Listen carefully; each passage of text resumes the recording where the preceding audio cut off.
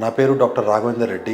నేను consultant medical oncologist సియోన్ cancer centre ఎల్బీనగర్లో పనిచేస్తున్నాను. Cancer అని పదం వినగానే పేషెంట్స్ వాటితో పాటు వాళ్ళ ఫ్యామిలీస్ కూడా, మనం ఫ్యామిలీస్ చాలా మటుకు మర్చిపోతాము, కానీ వాళ్ళ ఫ్యామిలీస్ కూడా ఒకటేసారి భయం మొదలవ్వడము, తను చనిపోతానని తను అనుకోవడము, దాంతోపాటు యాంగ్జైటీ, డిప్రెషన్లోకి వెళ్ళిపోవడం లాంటివన్నీ జరుగుతూ ఉంటాయి. అది కామన్గానే, అది ఎవరికి వచ్చినా అది ఎంబడే అది ఉంటుంది.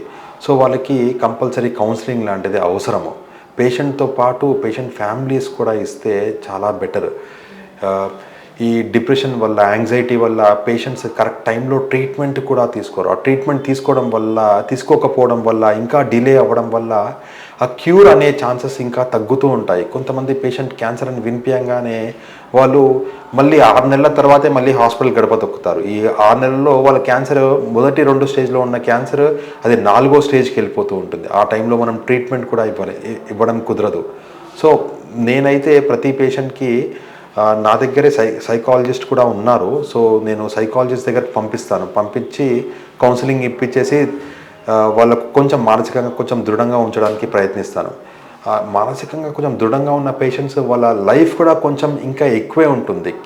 ఆ లైఫ్ 2 సంవత్సరాల్లో బతికేది ఇంకొక సంవత్సరం ఎక్కువ బతకడం లాంటివి, ట్రీట్మెంట్ కరెక్ట్గా తీసుకోవడం లాంటివి చూస్తూ ఉంటాను నేను.